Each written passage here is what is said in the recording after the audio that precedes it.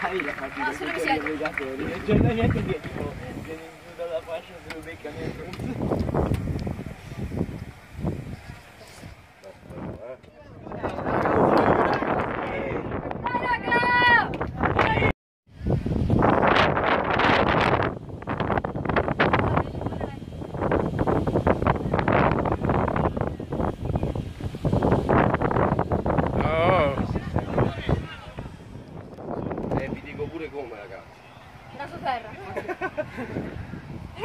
Fa gol, fa gol. Facciamo la punizione per Vianova e Guadagnino, numero 18, che va a battere. Va a battere Guadagnino, tira. Fedecchia.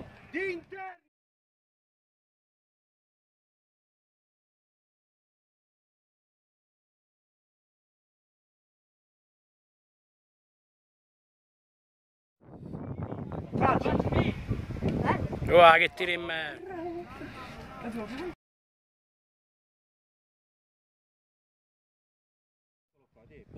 Vai Gri, Cristian, la seconda palla, Gri. Io devo andare, no. Ragazzi, rientrate. No, perché mi avevi detto che non dovevo giocare. Dai, ti faccio giocare 5-10 minuti. Dai. Oh no. Vedi. Ce l'hai, bravo, mettila giù e dagliela. Buonanotte. Prova il manciolo. Eccolo, mamma mia.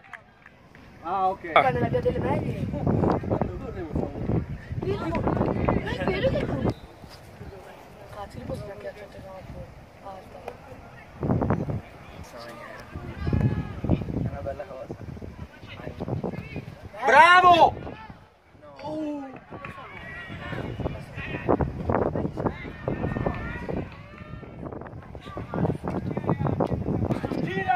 Gira!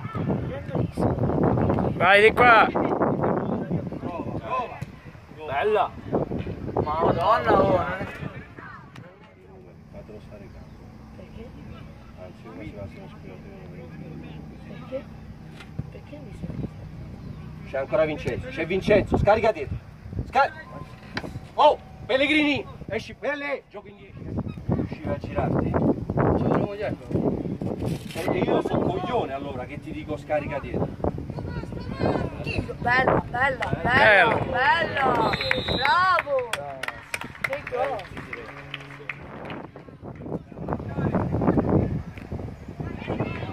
Ecco il gol!